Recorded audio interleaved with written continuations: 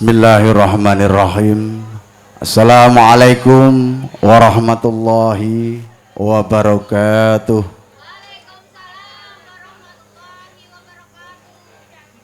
Innal hamdalillah nahmaduhu wa nasta'inuhu wa nastaghfiruhu min shururi anfusina wa min sayyiati a'malina may yahdihillahu fala mudhillalah wala yudlil fala hadiyalah. Asyhadu an la ilaha illallah wahdahu la syarikalah wa asyhadu anna Muhammadan abduhu wa rasuluhu la nabiyya ba'dah. Allahumma sholli wa sallim wa barik ala sayyidina Muhammadin wa ala alihi wa sahbihi ajma'in, amma ba'du.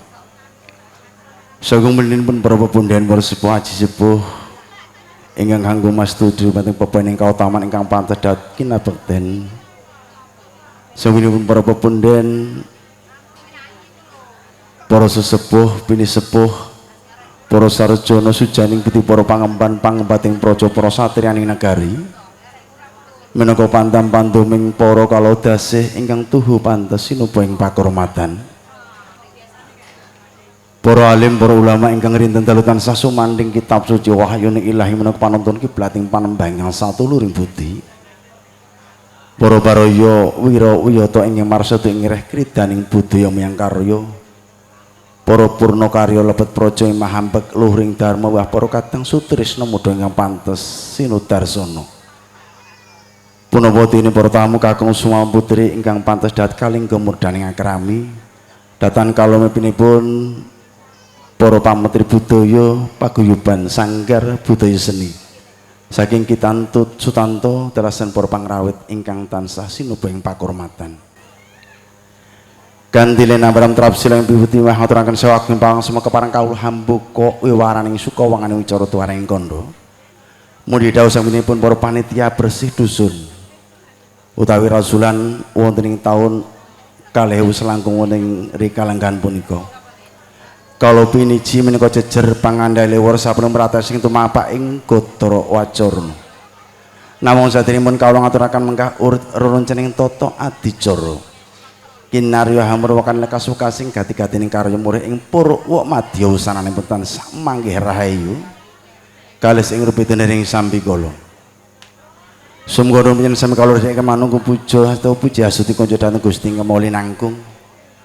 Datang Allah Subhanahu wa taala ingkang sampun babar kawulijengan rahmat kawulasan Gusti ingkang Maha Agung. Katitik sagung dumateng sampun kajiwa kasarya dhateng kita sami ing saengga wonten rikalenggan punika. Kita tasih maget kempal manunggal wonten ing sasana kanthi manggih yuning kepaing kawulijengan.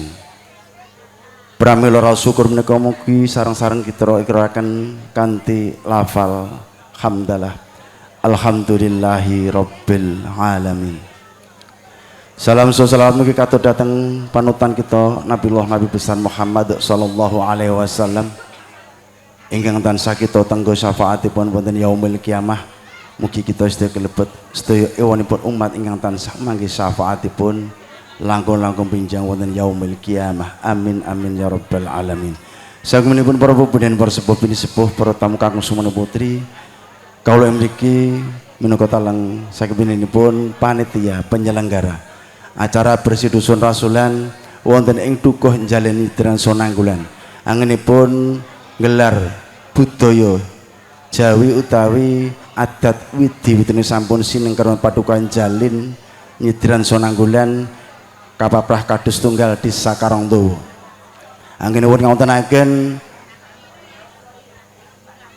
menika gebyar budaya dalam rangka bersih dusun utawi rasulan. Anginipun para kadang tani, anginipun kula wonten tetanen ing Purwa Madya wusananipun wonten inggih punika pinaringan panen kanthi sae. Raos syukuripun para kadang tani anginipun gelar budaya. Rangkaian acara ingkang sampun kalampahan bilih kala wau siang watawis jam sekawan ngawontenaken pinenipun acara kirap gunungan hasil pawetu saking tanah bumi ingkang dipun kula wonten saking para kadang tani. Kalajengaken nggih menika kenduri hajatan wonten ing Sumur Gedhe ingkang kapaprah nggih menika wonten ing Danyang Ki Semar. Kalajeng wonten dalu punika sakiminipun para kadang tani badhe hanggelar Kabupaten Seni Ringgit Purwosedalunata ing badhe kawedhar panjenenganipun Ki Dalang Tantut Sutanto dalas pur kadang pangrawit.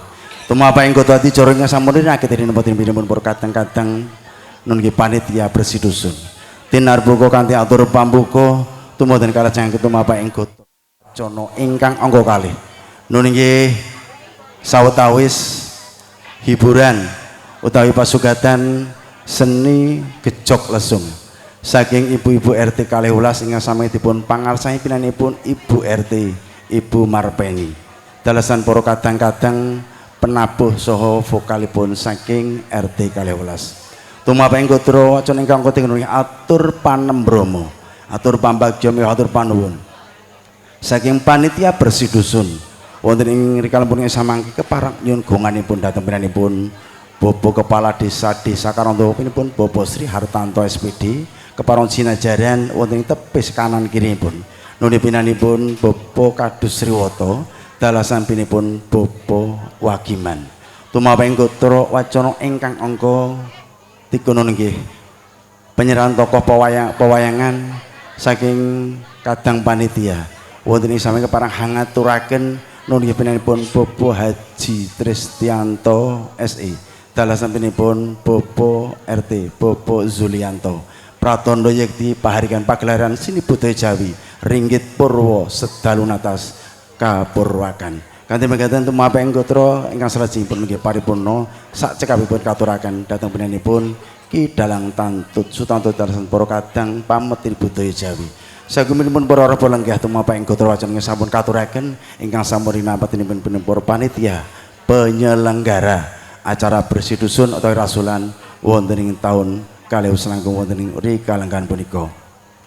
Kagem menawi kepareng kawula pambiyawara hambuka mengkah tumapa ing gotra wacana ingkang kostekalih atur pambuka sagumunipun para rawuh lenggah ingkang rasuk kapitadosan agama Islam sami kita dherekaken kanthi wawasan basmalah namung hampuk pilih ingkang rasuk kapitadosan sanes kasumanggaaken kawicaksanan soang-soang semoga nun kanthi wawasan ala hadiniyah lahumul fatihah a'udzu billahi minasyaitonir rajim bismillahirrahmanirrahim alhamdulillahi rabbil alamin arrahmanir rahim maliki yaumiddin iyyaka na'budu wa iyyaka nasta'in ihdinas siratal mustaqim siratal ladzina an'amta 'alaihim ghairil maghdubi 'alaihim waladdallin amin.